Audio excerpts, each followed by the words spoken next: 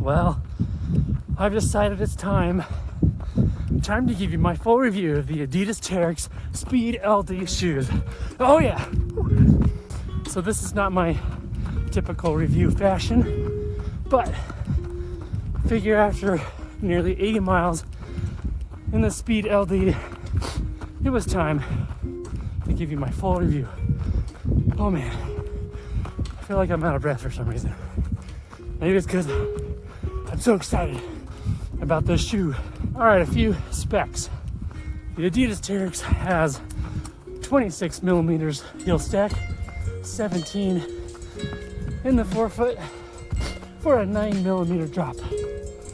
It doesn't feel like it's 9 millimeter.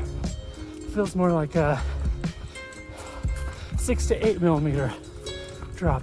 The shoe comes in at about 260 grams, which is really nice and lightweight, especially for a trail shoe. Starting with the outsole, you have that excellent continental grip. There's a few cutouts to keep the shoe lightweight, and there's also a llama, 2 llamas. Very interesting.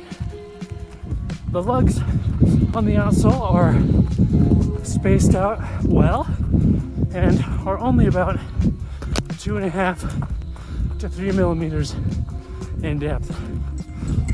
When I first got the shoe, I was worried that the traction would be a little lacking, but I have not had a single problem with traction. These shoes honestly have been great. I took these on the Boulder Skyline Traverse, which is a 15-mile, 5,000 feet elevation gain trail run, along with a number of other technical trail runs and non-technical. And the shoes never cease to amaze. Never had any issue with grip whatsoever. Moving on to the midsole. The midsole is not Adidas light strike material or boost material. It is just their basic lightweight EVA foam. But you know what? It does well. I believe the LD in Speed LD stands for long distance, and the midsole certainly can do long distance. It's soft,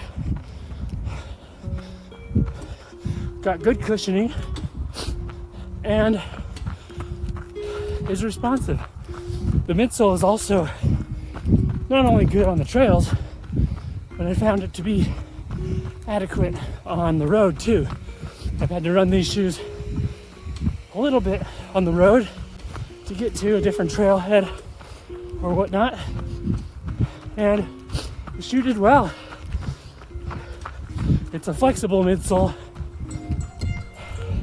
so it allows your foot to move and feel the trail as needed, but it's also more protective than I thought it would be too. This shoe does not have a rock plate, but I don't feel that it necessarily needs one. As for the upper, it is a nice sock-like single fabric construction, tongueless, so no tongue to deal with, which gives it a nice fit around the ankle. The fabric is a stretch mesh and is very adaptive to your foot and your toe movements. It stretches a little bit, which is really nice, especially in the toe box. But around the medial and lateral side of the shoe, it hugs your foot snugly. It's not too wide, and the fabric is reinforced, so you're not going to be getting a lot of slipping around on either side of your foot. As it comes along the top of your foot, it feels nice and secure. The heel is nice, it's padded around the Achilles heel, and the heel is semi-rigid for a nice secure walk around the sides of your ankle. So as for my pros on the shoe, as I've mentioned, it's lightweight. It feels really good underfoot, whether you're running technical trails, non-technical trails, or a little bit of road or concrete. I also find the upper to be very comfortable. My last pro for the shoe is the price.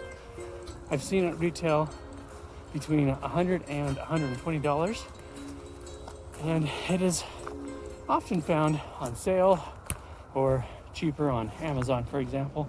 I myself bought these shoes for $65, and I've seen them on sale as cheap as $50.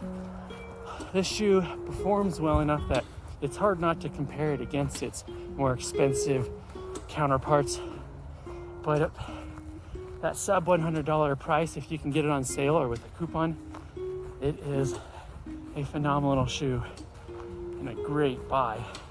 Now, the only con that I really have about this shoe is that when you first put the shoe on, it doesn't feel like it's gonna give you as good of a lockdown feel. The heel feels a little loose and the shoe feels a little long. It's not too wide, but it's a little long. I don't know if I would size down half a size or not. I'd really have to try it on. I did go true to size, and it's fine as far as a general overall fit, but I just feel like if the shoe were locked down just a little bit more around the ankle and the shoe wasn't quite as long, it would be perfect.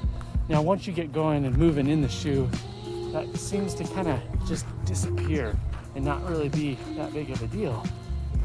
But I still think it could be improved in that aspect. Everything else about the shoe, phenomenal. And again, at that sub $100 price that it's typically offered at, it is a phenomenal buy and one that I'd recommend. So I know this wasn't one of my typical style of reviews, but I hope you enjoyed it. If you're not already subscribed to the channel, please subscribe. And of course, comment down below with what trail shoe you enjoy and use. If you have any questions about this shoe, let me know and I will be sure to get back to you. Lastly, as I always say, be consistent, express gratitude, and enjoy every mile. I will see you guys on the next video. Thanks for joining me. Bye.